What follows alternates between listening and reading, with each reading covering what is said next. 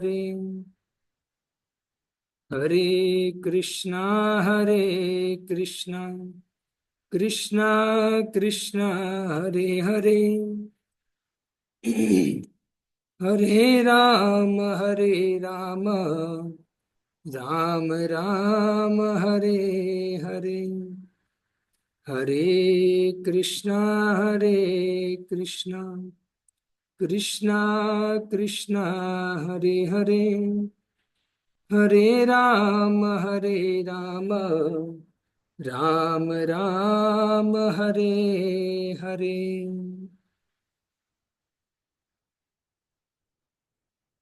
हरे कृष्ण। तो सभी भक्तों का प्रतिदिन श्रीमद् भागवतम कक्षा में हार्दिक स्वागत है।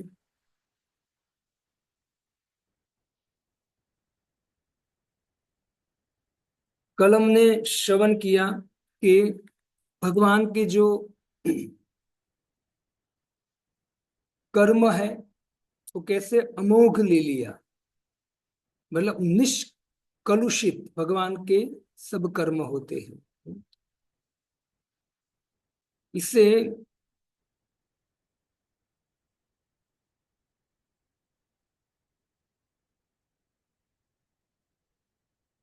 भगवान के जो कर्म होते हैं उनके द्वारा जो व्यक्ति भगवान के कर्म जन्म जो भी भगवान लीला करते हैं वो निष्कलुषित होते हैं, उसमें कोई कोई भी प्रकार का कलंक या दूषितता नहीं होती है। तो हमने कल श्रवण किया, इससे जो भी व्यक्ति भगवान के नाम रूप गुण लीला का श्रवण कीर्तन करता है, श्रद्धा के द्वारा भाव से यदि कोई भक्तों की शरण ग्रहण करके उनके मुख से श्रवण श्रवण करता है, तो भगवान के जो कथा लीला सिद्धांत इतने रसमय हैं, इतने प्रभावित हैं कि व्यक्ति निश्चित शुद्ध हो जाएगा मन बुद्धि से। है? और कल हमने वो भी श्रवण किया कि भगवान, जो आप ही बताइए कल दूसरा क्या हमने श्रवण किया इसके बाद। एक पॉइंट तो मैंने आपको बता दिया, और पॉइंट आपको पता हो तो बता सकते हैं।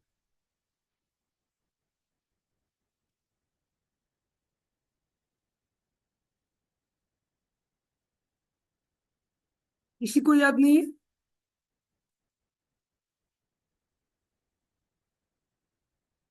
हरे कृष्णा। आप आपको आवाज आ रही है मेरी?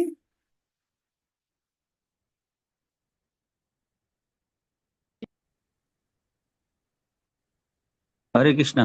आवाज आ रही है मेरी आपको? हाँ प्रभु हाँ जी आ आ रही रही है। है। ओके आ ओके। रही है, आ रही है। तो कोई बोलना चाहेंगे? एक पॉइंट तो मैंने बता दिया कि भगवान की जो लीला है उसमें कोई कलुषितता नहीं होती है। उस भगवान की लीला दिव्य है, उनको श्रवण करके हम अपनी भी शुद्धि कर सकते हैं, मन बुद्धि और चित्त की। तो दूसरा पॉइंट कोई बता सकता है?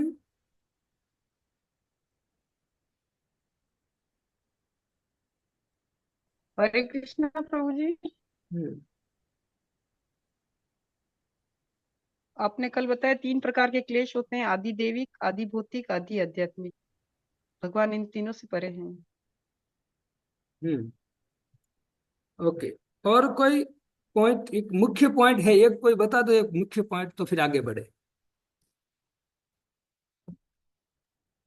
हरे कृष्णा प्रभु जी। हाँ। भगवान के 6 ऐश्वर्यों के बारे में बताया था। भगवान के 6 ऐश्वर्यों के बारे में बताया था। भगवान सबके हृदय में है और भगवान 6 ऐश्वर्यों सहित हृदय में विराजमान है। हाँ, वो भी पॉइंट था, लेकिन और एक मुख्य पॉइंट हमने कल उस पॉइंट पर ज्यादा चर्चा किया था जो पिछले श्लोक में कहा गया था। अपने बुद्धि को टटोलिए, भूल गए हो तो याद कीजिए।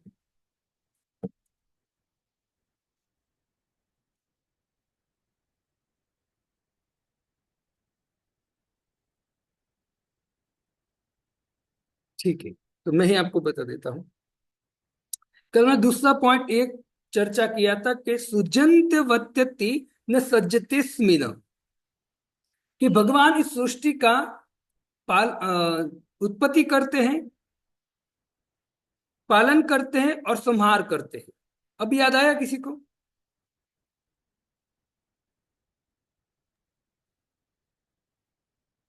जी प्रभु। बताइए जी कोई। प्रभु जी, आगे। नहीं याद आया तो बताए, पूरा कीजिए, मैंने आपको थोड़ा आधा बताया।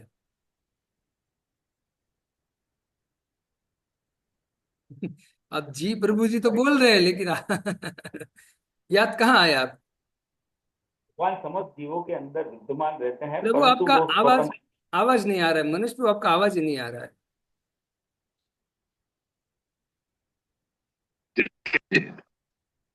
हरे कृष्ण प्रभु जी। हाँ, वह समस्त जीवों के अंदर विद्यमान रहते हैं परंतु फिर भी स्वतंत्र रहते हैं, ये भी बताया। इस सबके हृदय में अंदर है, भूतेषु चांतरहित आत्मतंत्र, वो तो तीसरा लाइन है।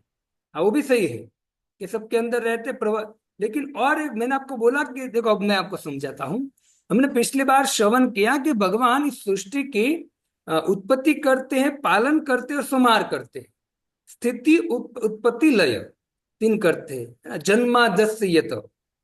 लेकिन कल बोला सज्जनते स्मित, लेकिन फिर भी इतना सब कुछ करने होने के बाद भी भगवान अपने कार्य में कभी प्रभावित नहीं होते हैं, है ना। हमने कल बहुत सारे दृष्टांत दिए थे कि घर का कोई व्यक्ति घर लेता है, गाड़ी लेता है तो प्रभावित हो जाता है कि मेरी है ना। लोग वाह वाह करने चाहे कि वाह प्रभु जी ने बहुत अच्छी गाड़ी बंगला लिया, या घड़ी लिया, या फिर मोबाइल लिया, तो हम प्रभावित हो जाते हैं। भगवान इतना सारा कार्य करते हैं जो भी अपनी दृष्टि से दिखता है संसार में, वो जो भी वो प्रकृति प्रकृति के द्वारा प्रकट होता है।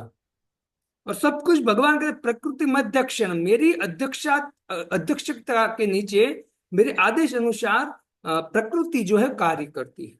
तो जो भी कार्य है, जो भी हम देख रहे हैं संसार में, सब कुछ भगवान ने बनाया हुआ है। लेकिन फिर भी भगवान कभी उससे प्रभावित नहीं होते, उसको अहंकार नहीं आता है। वो नष्ट भी करते तो उसको कोई दुख नहीं लगता है, वो सुख दुख से परे है भगवान। तो हमें भी, यदि हम भी इसी भगवान के सिद्धांत के अनुसार, हम भगवान के आदेश अनुसार जब भगवान का गीता भागवतम पढ़ेंगे, तो धीरे धीरे हमारी स्थिति भी ऐसी हो जाएगी कि हमारे जीवन में कोई भी कुछ होगा, हम कभी उससे प्रभावित नहीं होंगे। और जो व्यक्ति कोई भी उथल पुथल होता है, अच्छा हो या बुरा हो, कोई भी होता है, और उसमें व्यक्ति समान रहता है, तो व्यक्ति सदा सुखी रहता है। हम क्या करते, कभी हमारे जीवन में कुछ अच्छा हो गया तो हम नाचने लगते हैं, खुशी मनाते हैं घर में, और जैसे कुछ बुरा हो गया तो रोते हैं बैठकर, है ना। तो हम कभी अच्छे में हंसते हैं गाते हैं, कभी बुरा होता है तो रोने लगते हैं। तो हम प्रभावित हो जाते कोई भी कार्य में। लेकिन भगवान कभी प्रभावित नहीं होते हैं। इससे कहा जाता है कि जब कोई व्यक्ति सवा इदम विश्व अमोघ लीलिया, भगवान की लीलाओं को, भगवान की गीता भागवतम के सिद्धांत को जब व्यक्ति अच्छी तरह समझेगा, उस अनुसार कार्य करना चालू करेगा, भजन करेगा, तो धीरे धीरे उस स्थिति पर आ जाएगा जिसको बोलते आत्माराम स्थिति। और उस स्थिति में आ जाएगा, फिर उनके साथ अच्छा हो या उनके साथ बुरा हो, वो सदा क्या रहेगा, शांत रहेगा। और जो व्यक्ति कभी भी अच्छा और बुरा में समान दृष्टि रखता है, सम दृष्टि रखकर जीवन जीता है, वो कभी दुखी नहीं होता है, वो सदा सुखी रहता है। और हर व्यक्ति चाहता है कि प्रभु हम 24 घंटे सुखी रहे, 24 घंटे आनंदित रहे। लेकिन लोग रह पाते हैं?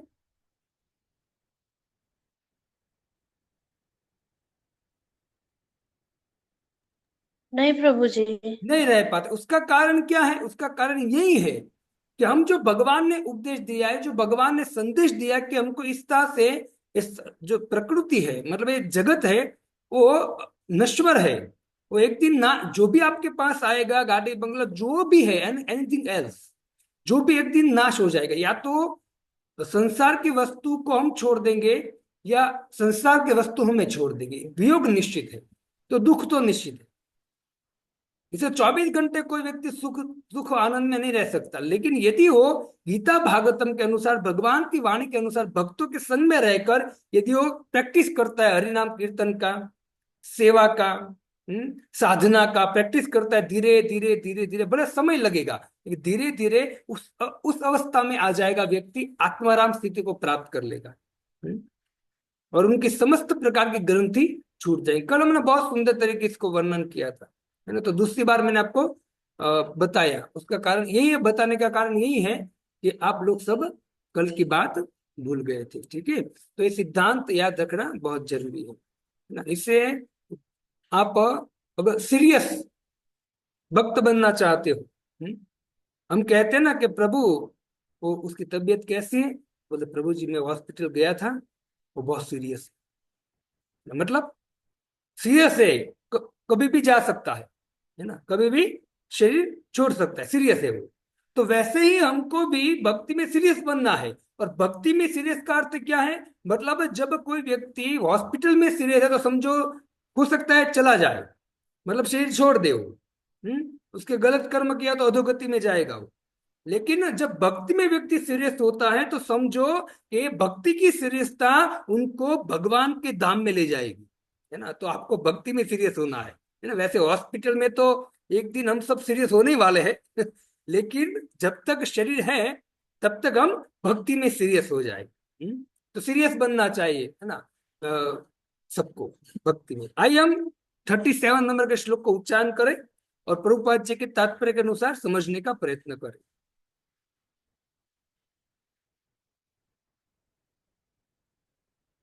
न चास्य कश्चिन् निपुणेन धातु रवेति जन्तु कुमषि नीश ऊति नामानि रूपाणि मनोवचोभिः संतन संतन्वतो नाट्यचर्यामि वाग्य।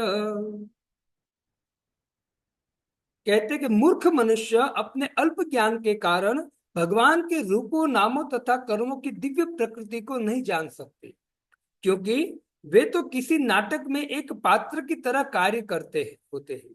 नहीं, ऐसे मनुष्य अपने तर्क या अपनी वाणी द्वारा भी ऐसी बातों को व्यक्त कर सकते हैं। यहाँ कहते न चास्य कश्चिन निपुणेन धातु, कहते हैं कि न चास्य कश्चिन निपुणेन धातु, है ना। कोई व्यक्ति निपुणता से त्रष्टा, कौन है त्रष्टा, सृष्टि का भगवान, भगवान को कभी रवेति जंतु, कहते हैं कि जान सकता नहीं है। कौन, जंतु, जीव।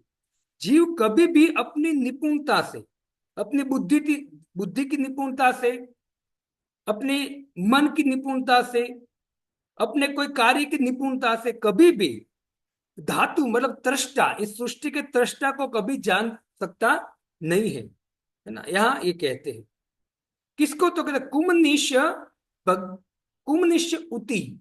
कुमनिश का अर्थ है अज्ञानी। जो अज्ञानी जीव है वो अपनी निपुणता के द्वारा भगवान के कार्यकलापों को, जो त्रष्टा है भगवान इस सृष्टि के, उनको कभी जान नहीं पाएगा अपनी निपुणता से, है ना। तो हम कैसे जान सकते भगवान के कार्यकलापों को, तो कहते कि भक्ति द्वारा। नामानि रूपानि मनोवचो भी, भगवान के नाम, भगवान के रूप, भगवान के गुण, भगवान की लीला, वो कभी भी अपने मन से या अपने वचन से हम भगवान को समझ नहीं पाएंगे। श्रीमद् भागवतम में भगवान उद्धव को 11वें स्कंद में कहते हैं, हे उद्धव, कोई व्यक्ति कितना भी ज्ञान प्राप्त कर ले, कोई व्यक्ति कितना भी सुंदर वाणी से बोले शास्त्रों को, कोई व्यक्ति कैसा भी कर्म करे, कुछ भी करे, उससे मैं प्रसन्न होने वाला नहीं हूं। तो कैसे प्रसन्न हो गया आप, तो भगवान कहते भक्त्या, भक्त्या तु तोष। जब तक व्यक्ति मेरी भक्ति नहीं करेगा तब तक व्यक्ति को मैं समझ में नहीं आऊंगा, न मेरे कर्म को समझ पाएगा, न मेरे रूप को समझ पाएगा, न मेरे जन्म को समझ पाएगा, न कुछ। अपने मन बुद्धि से तो कभी समझ ही नहीं पाएगा व्यक्ति। संतन वतो नट्टचर्यामि वाग्य, कहते हैं कि इस संसार में सभी व्यक्ति कैसे, जिस तरह से नाटक में भाग ले रहे हो, ये पूरा नाटक चल रहा है सृष्टि का, उसमें हम भाग ले रहे हैं। इससे हम इस सृष्टि का जो नाटक का कैसे अरेंजमेंट हुआ है हम समझ पाएंगे नहीं। कैसे, मनोवचो भी, मन से और वाणी से कभी समझ पाएंगे नहीं। इसे प्रभुपाद जी तात्पर्य अनुवाद में कहते हैं, मूर्ख मनुष्य अपनी अल्प ज्ञान के कारण भगवान के रूपों, नामों तथा कर्मों की दिव्य प्रकृति को नहीं जान सकते।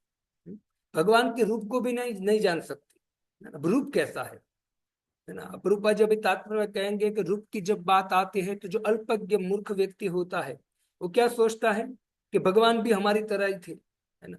लेकिन नहीं, हम नहीं जो समझ पाएंगे जब तक हम भक्ति नहीं करेंगे। भक्तों, जब व्यक्ति भगवान की भक्ति करना चालू करता है, पता चलता है कि भगवान का स्वरूप जो रूप है वो हमारी तरह हाड़ मास का नहीं है। भगवान का रूप दिव्य है ना। इसे भगवान कहते हैं अपने मन से कोई व्यक्ति कुछ भी बोल दे वो कभी भगवान को समझ नहीं पाएगा, अपराध निश्चित करेगा और अपराध के कारण अपनी स्थिति जैसी है अभी उससे भी नीचे चला जाएगा, है ना। अपराध के कारण वो समझ नहीं पाएगा। इसे आप देख सकते हो, अनेक ऐसे लोग हैं संसार में जो न तो भक्ति करते न भगवान का नाम उच्चारण करते हैं, लेकिन अपने आप को साधु कहते हैं, और संसार में मूर्ख लोग भी उनको उनकी वाह वाह करते हैं। लेकिन जब भगवान के नाम रूप गुण लीला की बात आती है तो उनका जब वो वर्णन करते हैं तो उल्टी सुल्टी बात बताते हैं। तो वास्तव में अपराध कर रहा है, सुनने वाले को भी वो अपराध करने का अवसर दे रहा है ना। इससे हर व्यक्ति को भगवान के नाम रूप गुण लीला, हम नाम रूप गुण लीला में फंसे हुए हैं हम खुद, है ना। हम अपने रूप में फंसे हुए हैं। व्यक्ति जब खूबसूरत होता है ना, तो अहंकार करता है कि मैं कितना सुंदर हूं। इस शरीर को अपना मानकर इस शरीर को सजाने के लिए दिन रात मेहनत करता है, रूप में फंसे हुए हैं। हम अपने नाम में फंसे। व्यक्ति चाहता है कि मेरा नाम हो जाए, है ना, मैं कार्य करूंगा तो मेरी वाह वाह करेंगे कि वाह प्रभु जी बहुत सुंदर कार्य करते हैं, है ना। तो उनके अंदर इच्छा होती है मैं एमएलए बन जाऊंगा, मैं बड़ा टीचर बन जाऊंगा, मैं बड़ा बिजनेसमैन बन जाऊंगा, मैं बड़ा डॉक्टर बन जाऊंगा तो मेरी वाह वाह होगी, मेरे नाम की वाह वाह होगी। सब चाहते हैं। मैं समाज का कार्य करूंगा, मैं यहाँ कुआं खोदाऊंगा, मैं यहाँ एक करूंगा वो करूंगा, सामाजिक कार्य करूंगा, ऐसे कर्म करूंगा तो मेरी लोग वाह वाह करेंगे। मतलब कहने का मेरा तात्पर्य यह है कि हर एक व्यक्ति नाम रूप गुण और लीला अपने कर्म वो सब में फंसा हुआ है। लेकिन वो सब दूषित है, हमारा क्या है, सब दूषित है। और जो हम अपने रूप में, अपने नाम में, अपने गुण में, अपने कर्मों में जो फंसे हुए उससे अधोगति होगी। लेकिन यदि कोई व्यक्ति भगवान के नाम रूप और गुण लीला जो दिव्य है उनको समझने का प्रयत्न करेंगे तो वो खुद के रूप नाम गुण और कर्म को समझ जाएगा।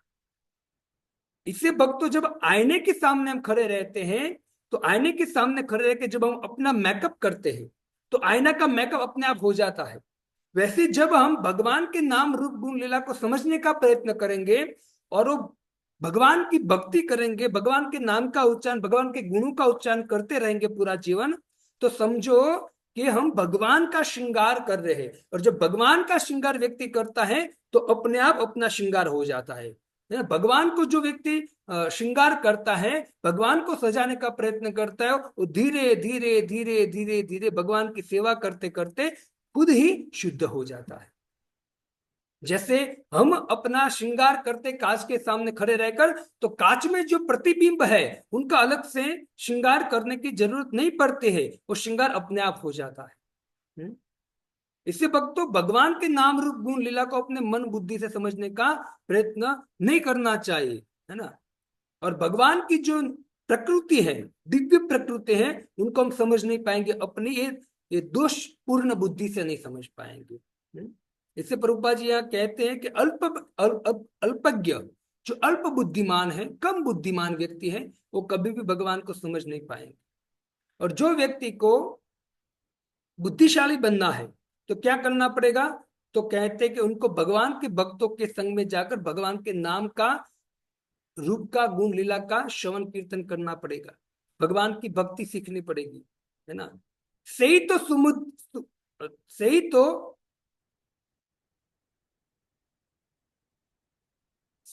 सुबुद्धि, कुबुद्धि संसार।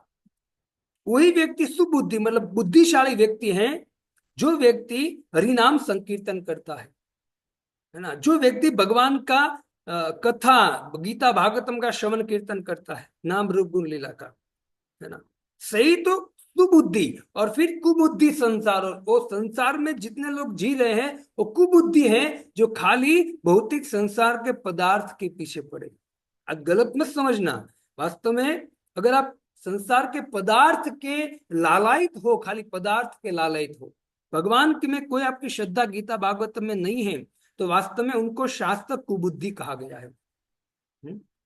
कुबुद्धि है उसमें, और अंत में जितना इकट्ठा किया तो साथ में आने वाला नहीं है, और खुद जब जाएगा तो नरक में अधोगति को प्राप्त होगा।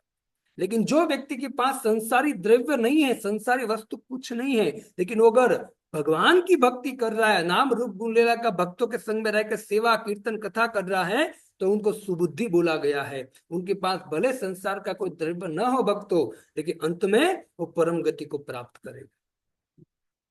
इससे हम सब अपनी वाणी से, अपने मन से, अपनी बुद्धि से कभी भगवान के नाम रूप गुण लीला को समझ नहीं पाएंगे। और भगवान के नाम रूप गुण लीला को समझने के लिए ही मनुष्य जीवन मिला है। इससे अभी आप जब श्रवण करते हो श्रीमद् भागवतम गीता का, तो जब आप इस शब्दों, दिव्य शब्दों को जब अपने कान के माध्यम से अब श्रवण करते हो, तो मैं आपको गारंटी देता हूँ निश्चित आपको आनंद आता होगा, बहुत आनंद आता होगा। और कभी कभी ऐसा भी लगता है कि नहीं प्रभु जी वास्तव में यही करना चाहिए। लेकिन जैसे एक लेक्चर खत्म होगा तो तुरंत माया आ जाएंगे आपके सामने, और तुरंत जो भी आपने श्रवण कीर्तन किया तो हवा हो जाएगा, और वापस हम वही कार्य करेंगे जो सांसारिक है। करने चाहे सांसारिक कार्य, लेकिन पूर्ण आध्यात्मिक चेतना में रहते हो संसारिक कार्य करो, क्योंकि संसारिक कार्य से मुक्त नहीं हो पाएंगे। क्योंकि हमको मनुष्य शरीर मिला है तो हमारे सगा संबंधी हो गए, कुछ काम हो गए, कर्म हो गए, वो भी करना होगा। लेकिन यदि हम आध्यात्मिक चेतना को साथ में लेकर करेंगे, हमारे लिए बहुत किफायती होगा। इससे माया बहुत प्रबल है भक्तों, एक दो लेक्चर से होगा नहीं, एक दो लेक्चर सुनने से, एक दो कथा सुनने से हमारा उद्धार होने वाला या हमारा परिवर्तन होने वाला नहीं। कभी कभी लोग प्रॉपर भक्ति नहीं करते हुए पूरा जीवन भजन तो करते दिखता है कि प्रभु तिलक कर रहा है, कंठी माला, धोती कुर्ता पहन रहा है, लेकिन पूरा जीवन भक्ति किया, लेकिन उस जीवन में परिवर्तन नहीं आया। क्यों? क्योंकि उसने सीरियस भक्ति को सीरियस नहीं लिया है ना। बस वो ऐसे ही मतलब एकदम मनमानी से भक्ति करता रहा। अब आता तो है, हरि नाम भी जपता है, लेकिन बस वो ध्यान नहीं देता है उसमें, उसके कारण उसकी भक्ति में प्रगति नहीं होती है भक्तों। तो ये जो शास्त्रिक शब्द है उसके द्वारा वास्तव में मन बुद्धि चित्त शुद्ध होकर भगवान के धाम में प्रवेश कर सकते, इतनी शक्ति है इस शब्दों में, इस भागवतम गीता में।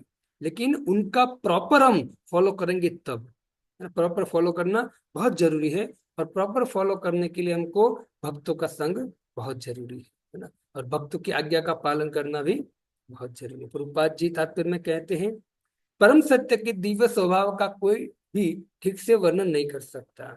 इससे कहा जाता है कि वे मन तथा वाणी की अभिव्यक्ति से परे है। भगवान के जो परम सत्य की दिव्य स्वभाव है ना, उनको ठीक ठीक से वर्णन कोई व्यक्ति नहीं कर सकता है जब तक व्यक्ति भक्ति नहीं करता है। इससे कोई खाली अपनी वाणी और मन से भगवान का स्मरण चिंतन करेगा तो समझ नहीं पाएगा कि भगवान परम सत्य है। फिर भी कुछ ऐसे अल्पज्ञ व्यक्ति हैं जो अपने अपूर्ण तर्क वितर्क तथा परमेश्वर के कार्यों के दोषपूर्ण वर्णन द्वारा परम सत्य को जानना चाहता है। अपनी दोषपूर्ण वाणी है, दोषपूर्ण बुद्धि है, उनसे अनेक ऐसे लोग हैं जो तर्क वितर्क के द्वारा समझने का प्रयत्न कर रहा है, लेकिन वो कभी समझ नहीं पाएंगे। क्योंकि भगवान खुद ने बोला है कि तर्को अप्रतिष्ठो श्रुति विभिन्ना। ये जो श्रुति है मतलब ये शास्त्र अनेक है, और शास्त्र में एक ही बात कहा गया है, सर्वे अहम एवं वेद्यो वेदांत कृत वेद विदय चाह, कि शास्त्र का सार है भगवान को जानना। लेकिन जो व्यक्ति तर्क वितर्क करता है तो तर्क की कोई प्रतिष्ठा नहीं है। भगवान कहते हैं पूरा जीवन, एक जीवन नहीं अनेक जीवन तक खाली तर्क वितर्क, अपने मन बुद्धि से तर्क वितर्क करते करते व्यक्ति भगवान को समझने का प्रयत्न करेगा, कभी समझ नहीं पाए। तर्क को अप्रतिष्ठ, उसकी कोई प्रतिष्ठा नहीं। इसे कभी कभी ट्रेन में लोग मिलते तो हम हमारे साथ तर्क वितर्क करना चाहते हैं, हम उसको शास्त्रों के द्वारा 2-3 श्लोक समझाते हैं कि भगवान एक गीता और भागवत में कहता है, श्लोक है, श्लोक के द्वारा परफेक्ट भगवान की वाणी उनको समझाते हैं, लेकिन व्यक्ति समझना नहीं चाहता है, वो हमसे तर्क करना चाहता है। तो बुद्धिमान व्यक्ति क्या करता है, बुद्धिमान भक्त पता चल जाता है कि ये व्यक्ति तर्क ही करना चाहता है, जो सत्य बात है उसको एक्सेप्ट करना नहीं चाहता है। इससे बुद्धिमान व्यक्ति क्या हो जाता है, उससे तर्क नहीं करता, शांत हो जाता है। क्योंकि उनको पता होता है बुद्धिमान व्यक्ति को, भक्त को, कि तर्क को प्रतिष्ठा, ये जो तर्क करना चाहता है उसकी कोई प्रतिष्ठा है ही नहीं, इसका कोई एंड है ही नहीं, और इससे कोई वास्तव में सुख या आनंद मिलने वाला नहीं है, न कंक्लूजन होने वाला है, कुछ नहीं। इससे भक्त बुद्धिशाली क्या करता है, शांत हो जाता है। तर्क अप्रतिष्ठ श्रुति विभिन्न नाटो यत मतम न भिन्न। तर्क करने वाले व्यक्ति के मत अलग अलग होते हैं, और तर्क करते रहते हैं और उसमें कोई कंक्लूजन निकलता नहीं है, न तो जीवन का परिवर्तन होता है न कुछ। इसे तर्क करने वाले व्यक्ति भगवान को जान सकते नहीं। कब तर्क करना चाहिए, कब तर्क नहीं करना चाहिए, वो भी सीखना चाहिए। एक साधारणतम व्यक्ति के लिए भगवान के कर्म, प्रागट्य तथा तिरोधान, भगवान के नाम रूप साज समाज व्यक्तित्व तथा उससे संबंधित सारी वस्तुएं रहस्यमय गुह्य होती है। ये सब जो साधारण व्यक्ति है, जो भगवान का भजन नहीं करता है, गीता भागवतम प्रॉपर समझने का प्रयत्न करता है, वो साधारण व्यक्ति कभी भी भगवान के नाम रूप गुण लीला सृष्टि कुछ भी समझ नहीं पाएगा। उनके लिए गुह्य रहेगा पूरा जीवन, पूरा जीवन गुह्य रहेगा। इसे इस गुह्यता को समझने के लिए भगवान अर्जुन को कहते कि राजगुह्य, ये जो विद्या है ना, राज विद्या राजगुह्यम, ये जो विद्या है मेरी विद्या है, गुह्य है। प्रत्यक्षावगम धम्मम ससुखम कर्तुम अव्ययम, और व्यक्ति को परम सुख देगी विद्या। लेकिन कैसे प्राप्त करना पड़ेगा, अर्जुन तुझे मैं दूंगा, क्यों, क्योंकि तू मेरा भक्त है। तो भक्ति करने से सब कुछ प्राप्त होगा, है ना, भक्ति करने से सब कुछ मिल जाएगा धीरे धीरे धीरे, है ना। मुख्य क्या है, भक्ति। भक्ति हम करते हैं तो समझो कि आप डायरेक्ट भगवान से कांटेक्ट कर रहे हो। तो जो व्यक्ति भगवान के कांटेक्ट में होता है और भगवान के पास जो भी है उनको सब धीरे धीरे समझना चालू हो जाता है, खाली भक्ति के द्वारा। इससे हमको करना क्या है, व्यक्ति बुद्धिशाली बनकर डायरेक्ट भगवान से कनेक्शन करने का प्रयत्न करना है, इधर उधर नहीं। डायरेक्ट भगवान से कनेक्शन कर दोगे तो जितने भी तार है वो अपने आप जुड़ जाएंगे, है ना। जैसे आप भगवान को जानने का प्रयत्न करोगे तो जरूरी नहीं है कि आपको अलग से परमात्मा को जानना पड़ेगा, अलग से ब्रह्म को जानना पड़ेगा, नहीं। आप भगवान को जानने का प्रयत्न कर रहे हो तो अपने आप वो ब्रह्म और परमात्मा अपने आप समझ में आ जाएगा, उसमें अलग से कोई प्रयत्न करने की जरूरत नहीं पड़ती है।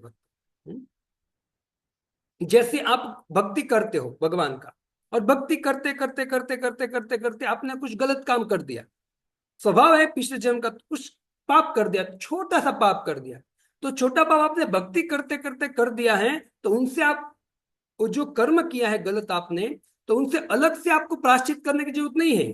उनका प्रायश्चित यही है कि आप जो भक्ति कर रहे हो उसको कंटिन्यू रखो फटाफट। वो आपसे गलत से काम हो गया है तो उससे अलग से आप प्रायश्चित करने की जरूरत नहीं है, आप भक्ति कर रहे हो कंटिन्यू रखो, वो अपने आप पाप नष्ट हो जाएगा। तो इसी तरह से जब हम भगवान को समझने का डायरेक्ट प्रयत्न करेंगे भक्तों, गुरु वैष्णव के माध्यम से, तो निश्चित है कि हमको सब तार जो है जो आप चाहते हो सब जुड़ जाएंगे अपने आप, जोड़ने की जरूरत नहीं पड़ेगी। मूल कौन है, यथा तरो मूल निषेच नैना भगवान है। भौतिकवादियों की दो कोटियां हैं। मैं भक्तों जो आपको ये पॉइंट सिद्धांत ऊपर नीचे करके समझा रहा हूं ना, उसको समझ जाइए आप, उसको उसमें ध्यान देना चाहिए, मन लगाना चाहिए, बहुत बेस्ट है ये सब पॉइंट्स, है ना। भगवान की ये प्रभुपाद जी के कृपा है कि सब कुछ हमको समझाए प्रभुपाद जी, इसको दिमाग में डाल देना चाहिए। एक सकाम कर्मियों की तथा दूसरी मीमांसक। सकाम कर्मियों को परम सत्य की तनिक भी जानकारी नहीं होती। सकाम कर्मी मतलब जो कर्मकांडी व्यक्ति होता है, और मीमांसक सकाम कर्मों से निराश होकर परम सत्य की ओर मुख मोड़ते। सकाम कर्मी कौन होते, वो भी सकाम कर्मी जो मीमांसक होते हैं वो भी सकाम कर्मी होते हैं, लेकिन सकाम कर्म करते करते वो निराश हो जाते हैं सकाम कर्म, क्योंकि सकाम कर्म करते करते न तो भौतिक वस्तु ठीक से मिलती है और न तो कभी सुख और आनंद मिलता है, तो बोर हो जाते हैं। इतना सारा मैं कर रहा हूं लेकिन फिर भी एक कर्मकांड करते करते मुझे कुछ प्राप्त नहीं होता है, जो वास्तविक सुख आनंद मिलना चाहिए मिल नहीं रहा है, तो बोर हो जाता है, निराश हो जाता है। और निराश होकर कहाँ मुड़ता है, तो कहते हैं परम सत्य की ओर मुड़ता है। कहाँ मुड़ता है हो, परम सत्य। लेकिन परम सत्य की ओर मुड़ेगा, बात ठीक है, अच्छी बात है, लेकिन कहते हैं कि वो करते क्या है, शुष्क चिंतन करते हो। शुष्क चिंतन मतलब, शुष्क चिंतन का अर्थ क्या है, मैंने अभी आपको समझाया। शुष्क चिंतन मतलब वो अपनी मन बुद्धि से भगवान परम सत्य को समझने का प्रयत्न करते, उसको बोलते मीमांसक। याद रखना, मैं कल पूछूंगा। उन्हें जानने का प्रयत्न करते हैं। किससे? शुष्क चिंतन द्वारा भगवान के परम सत्य को जानने का प्रयत्न करते हैं। ऐसे समस्त लोगों के लिए परम सत्य उसी तरह रहस्यमय में बने रहते हैं जिस प्रकार बच्चों को जादू करके करता हूं। छोटे छोटे बच्चे होते हैं, उनके सामने जादूगर कुछ कबूतर प्रकट कर देता है, ये वो कर देता है, तो बच्चों के सामने क्या रहता है, अरे वाह इसने क्या कर दिया। उसके लिए क्या होता है, तो कहते हैं कि कर्तव्य होता है, आश्चर्य होता है। तो ऐसे ही जब व्यक्ति भगवान का चिंतन करता है तो एक बच्चों की तरह है वो भी। परम पुरुष की जादूगरी से छले जाकर अभक्त गण सदैव अज्ञान में पड़े रहते हैं, है ना। भगवान की जो माया है बहिरंग माया, उससे ये जो मीमांसक लोग होते हैं वो लोग ठगे जाते हैं, है ना, और अज्ञान में पड़े रहते हैं। इससे भक्तों हमको देवी प्रकृति माश्रिता, धीरे धीरे ये जो महामाया है उससे हमको देवी माया की तरफ जाना है। और देवी माया की तरफ जाने के लिए हमको क्या करना पड़ेगा, भगवान की भक्ति करेंगे तो भगवान कहते कि वो व्यक्ति देवी प्रकृति माश्रिता, और व्यक्ति साधु बन जाएगा, चाहे स्त्री हो या पुरुष हो, क्योंकि देवी प्रकृति की तरफ जा रहा है।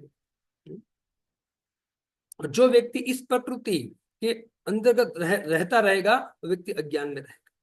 भले ही वे सकाम कर्म तथा तत् वितर्क में कितने ही निपुण क्यों न हो, ऐसे सीमित ज्ञान के द्वारा वे अध्यात्म के गुह्य क्षेत्र में प्रवेश नहीं कर सकते।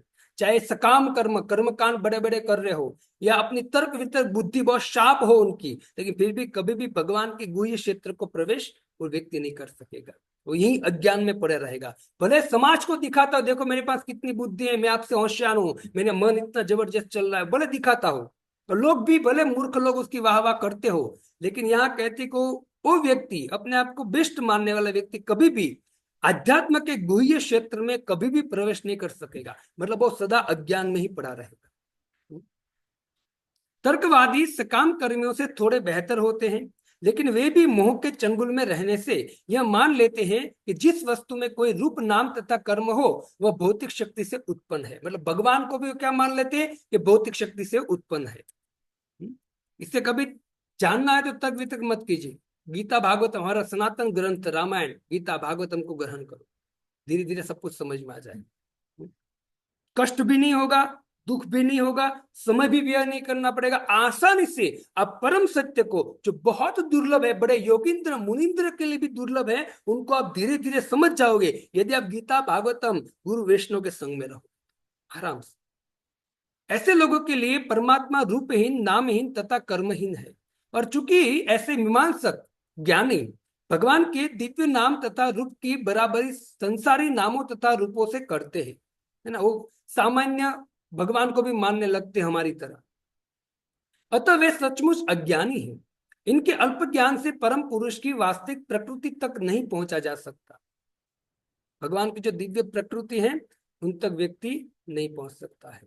ऐसा कि भगवत गीता में कहा गया है, भगवान सदैव यहाँ तक कि भौतिक जगत के भी भीतर रहते हुए भी दिव्य अवस्था में रहते हैं।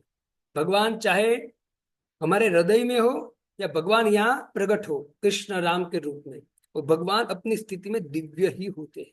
भगवान 3 दिन के थे, 18 किलोमीटर की 12 माइल 18 किलोमीटर की पूतना को मार दिया। किससे? तलवार से, चाकू से नहीं, भगवान ने अपने कोमल से भी कोमल होठों से उस पूतना को मार दिया। भयंकर शक्तासुर भगवान को लेकर आकाश में चला गया, भगवान ने अपना वजन बढ़ाया। कितने समय के थे भगवान? एकदम कुछ दिन के थे भगवान, अपना वजन बढ़ाया और इतने बड़े विशाल राक्षस को भगवान ने पटक कर मार दिया। सब आश्चर्य थे। तो भगवान की जो दिव्य लीला है उनकी अवस्था कभी भौतिक नहीं होती है, कभी भौतिकता में लिप्त भगवान कभी नहीं होते। जब भी आते भगवान अपनी दिव्य शक्ति को प्रकट करते हुए आते। इससे हमें कभी भी भगवान को सामान्य नहीं मानना चाहिए। और याद रखना, भक्ति करते करते हमको ज्ञान होता है, लेकिन याद रखना कि भक्ति करते करते भी यदि गलत संगति में आ गए, पहले तो भक्ति करते करते सब पता चल गया, नहीं भगवान दिव्य है और सब कुछ पता चला, ज्ञान आ गया है और भक्ति भी कर रहे, लेकिन भक्ति करते करते भी यदि हमने गलत संगति में अगर पड़ गए, जो भक्ति नहीं करता है और गलत कार्य करता है, भौतिक जीवन ही जीता है, ईर्ष्या निंदा में पड़ा, ऐसे व्यक्तियों का संग हो गया, तो वो वापस जो माया है आपको ऐसे चुंगल में फंसा देगी कि जिस भगवान को आप परम पुरुष मानकर उनकी आरती पूजा कर रहे थे, तो वो महामाया वही भगवान को वापस क्या बना देगी अपनी दृष्टि में, भौतिक व्यक्ति बना देगी। ये माया इतनी प्रबल है ना। इससे हमको सावधान, कुसंगति से सावधान रहना बहुत जरूरी। लेकिन अज्ञानी व्यक्ति भगवान को विश्व की एक महान विभूति मानते हैं, खाली विभूति मानते हैं कि भगवान एक विभूति है, और इस प्रकार वे माया द्वारा भ्रमित होते रहते हैं। ये भ्रमित करने का काम माया का है। इसे भगवान कहते हैं कि मामे ये प्रबद्धन्ते, मेरी शरण में आओ, वरना माया आपको ऐसे भ्रमित रखेगी कि जैसे पड़ी है रस्सी लेकिन आप मानोगे सांप उसको और डरते रहोगे, और पड़ा है सांप लेकिन उसको रस्सी पकड़ के आप उसको पकड़ लोगे, है ना, तो नुकसान अपना करोगे। ये माया के भ्रम में पूरा जीवन, एक जीवन नहीं करोड़ों जन्म से माया के भ्रम में पड़े रहोगे जब तक मेरी शरण में नहीं आओगे। तो भगवान बड़े प्रेम से, बड़े भाव से, आर्त भाव से, एक पुत्र होने के नाते, एक पिता होने के नाते भगवान हमारे, और हम उनके पुत्र होने के नाते भगवान हमको कहते कि बेटा तो एक काम कर, इस भ्रम रूपी माया को छोड़ दे, और वो माया तुझे छोड़ देगी, तुझे छोड़ने की जरूरत नहीं पड़ेगी, माया तुझे छोड़ देगी। तुझे करना क्या है, मामे ए प्रबद्धन्ते, मेरी शरण में आ जा, तू मेरे नाम का उच्चारण कर, हरे कृष्ण कृष्ण कृष्ण हरे हरे, हरे राम राम राम हरे हरे। गीता भागवतम को श्रवण कर, कीर्तन कर, भक्तों के संग में जा और भक्तों के शरणागत हो जा, बड़े नम्रता से तू सेवा कर, है ना, एकदम हाथ जोड़कर नम्रता से भगवान की सेवा करता जा, भगवान के भक्तों के संग में रहकर भक्ति करता जा, निश्चित तुझे माया छोड़ देगी, और जब माया छोड़ देगी तो कहते हैं कि मेरे धाम में तू वापस प्रवेश करेगा और वहां दिव्य जीवन, शाश्वत जीवन को प्राप्त करेगा, सदा आनंद और सदा सुखी रहेगा। तो भगवान बहुत सुंदर सिद्धांत के द्वारा धीरे धीरे धीरे धीरे वो खुद को, हमको अपने पास बुलाने का प्रयत्न करते हैं। तो भगवान की बात हमको मान लेनी चाहिए। हरे कृष्णा कृष्ण कृष्ण हरे हरे, हरे राम राम राम हरे हरे। इसी भक्ति वेदांत स्वामी श्रील प्रभुपाद की जय जय निताय गौर हरि।